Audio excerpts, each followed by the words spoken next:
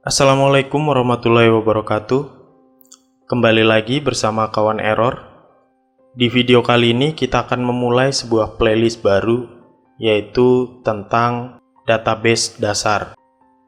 Pada video pertama kali ini kita akan membahas tentang konsep data dan basis data. Basis data atau dalam bahasa Inggrisnya database terdiri dari dua suku kata, yaitu basis dan data, di mana basis bisa kita artikan adalah markas atau tempat berkumpul, tempat bersarang atau gudang. Ya, sedangkan data adalah representasi dari fakta dunia yang mewakili suatu objek yang direkam dalam bentuk angka, huruf, simbol, teks, gambar, bunyi, atau kombinasinya.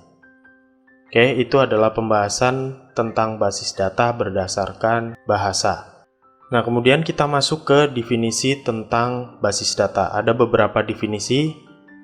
Ya, yang pertama adalah himpunan kelompok data atau arsip yang saling berhubungan yang diorganisasi sedemikian rupa agar kelak dapat dimanfaatkan kembali dengan cepat dan mudah. Definisi kedua, kumpulan data yang saling berhubungan, yang disimpan secara bersama sedemikian rupa dan tanpa pengulangan atau redundansi yang tidak perlu untuk memenuhi berbagai kebutuhan. Definisi yang ketiga, kumpulan file atau tabel atau arsip yang saling berhubungan, yang disimpan dalam media penyimpanan tertentu. Nah, untuk bisa memahami definisi tadi ya, kita akan coba analogikan tentang basis data secara lebih sederhana. Ya, kita lihat dulu bagaimana menurut kalian tentang gambar yang kalian lihat ini. Ya, di mana semua barang-barangnya itu berantakan. Ya, semua barang di sini kita analogikan sebagai sebuah file, di mana file-file tersebut banyak dan tidak tersusun rapi. Dengan menggunakan basis data, ya kita bisa menyusun rangkaian dari data-data yang tadi berantakan itu, ya menjadi terstruktur, rapi, dan lebih mudah dicari ketika kita membutuhkannya di kemudian hari. Jadi, fungsi dari basis data atau database secara sederhananya adalah untuk mengelola data yang kita miliki sehingga suatu saat ketika kita perlu untuk memakainya kembali, kita bisa akses dengan mudah dan cepat. Jadi basis data bisa dibayangkan sebagai lemari arsip dengan berbagai cara pengaturannya. Basis data dan lemari arsip memiliki prinsip kerja dan tujuan yang sama. Prinsipnya yakni melakukan pengaturan data atau arsip yang tujuan utamanya adalah untuk memudahkan dan mempercepat dalam pengambilan data kembali. Nah, di sini kita punya sebuah studi kasus. Ya, apakah setiap data elektronis pasti merupakan basis data? Ya, itu pertanyaannya. Studi kasusnya adalah seperti ini. Badan Administrasi Kepegawaian di PT XYZ selalu menggunakan komputer, yaitu aplikasi Microsoft Word dan Microsoft Excel untuk mencatat data-data kepegawaian, organisasi, dan penggajian. Bisakah dikatakan PT XYZ telah menerapkan basis data? Jawabannya adalah belum tentu. Ya, karena di dalam pengolahannya belum tentu terdapat pemilahan atau pemilihan dan pengelompokan data sesuai jenis dan fungsi datanya. Nah, bagaimana cara pemilahan atau pengelompokannya? Kita lihat, ya contohnya seperti ini. Misalkan di sini ada sebuah sistem akademik, di mana dari sebuah sistem akademik ini akan mengelompokkan, ya yang pertama berdasarkan data mahasiswa, kemudian data dosen, mata kuliah, dan data perkuliahan. Ya, jadi di sini setiap datanya dikelompokkan sesuai jenis dan fungsi datanya.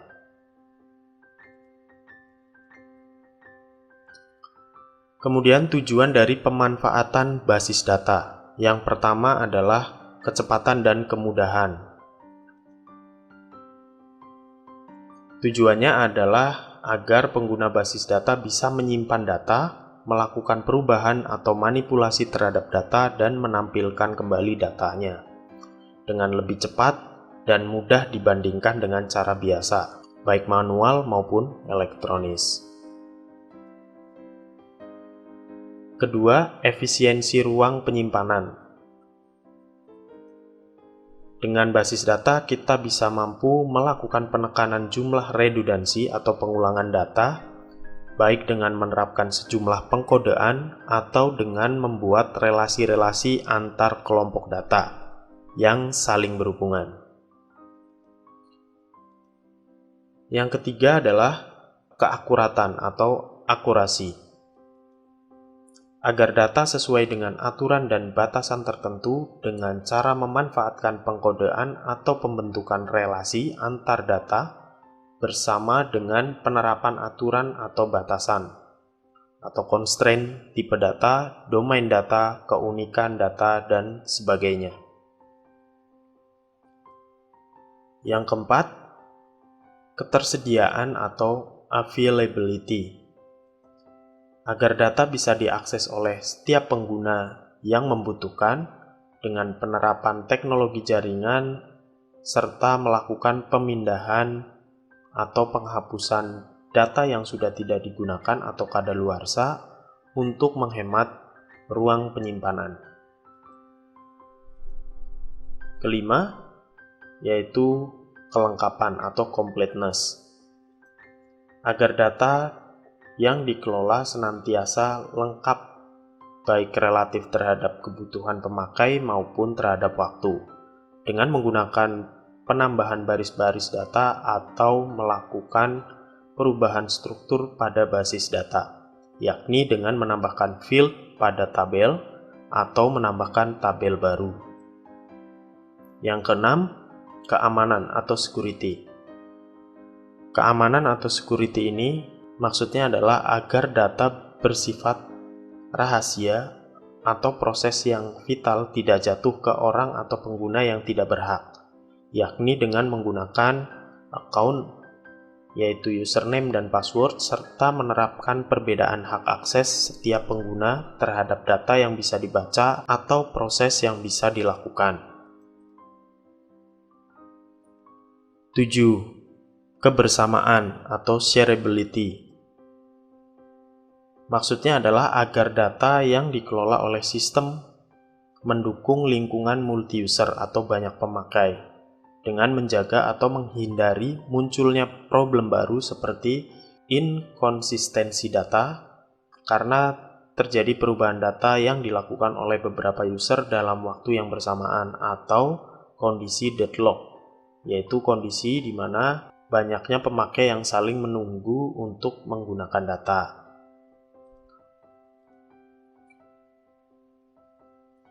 Secara umum, seluruh sistem dalam kehidupan bisa menggunakan konsep basis data dalam pengelolaan informasi karena semua sistem tersebut tidak bisa lepas dari fakta.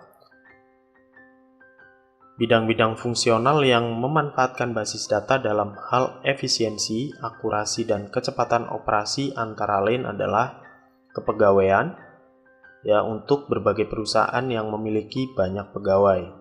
Kemudian pergudangan atau inventory untuk perusahaan manufaktur atau pabrik, grosir atau reseller, apotik, dan lain-lain. Kemudian akuntansi untuk berbagai perusahaan layanan pelanggan atau customer care, untuk perusahaan yang berhubungan dengan banyak pelanggan atau bank, konsultan, dan lain sebagainya. Bentuk-bentuk perusahaan yang memanfaatkan basis data atau database. Yang pertama adalah perbankan, kemudian pendidikan atau sekolah, rumah sakit, telekomunikasi, dan lain sebagainya.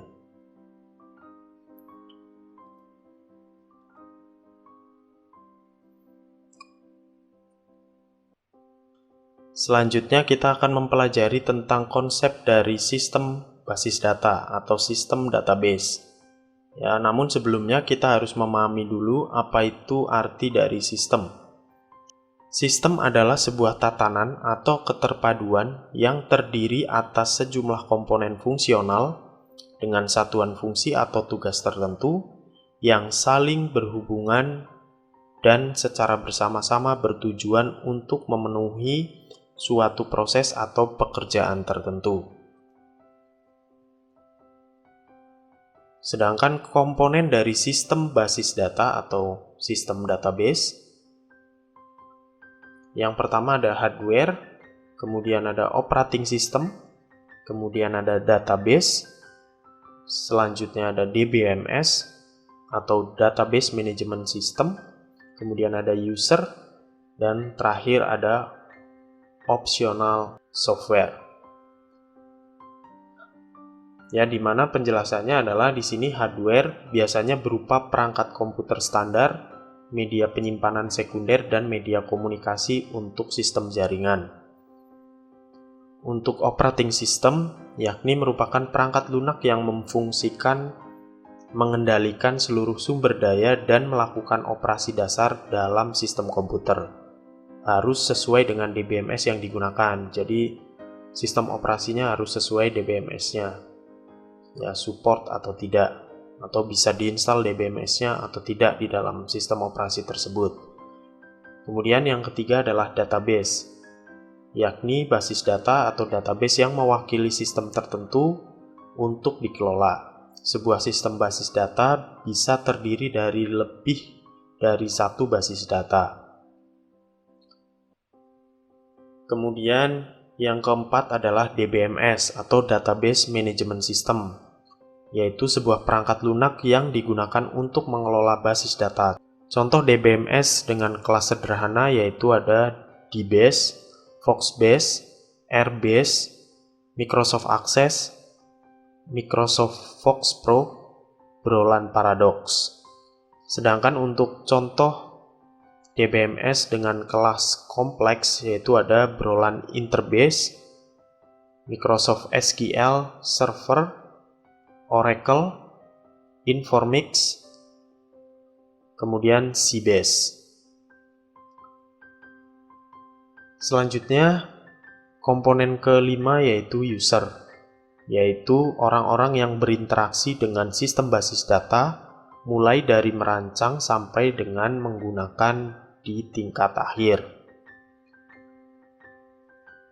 Yang terakhir adalah optional software, yaitu perangkat lunak pelengkap yang mendukung, di mana perangkat lunak tersebut bersifat opsional.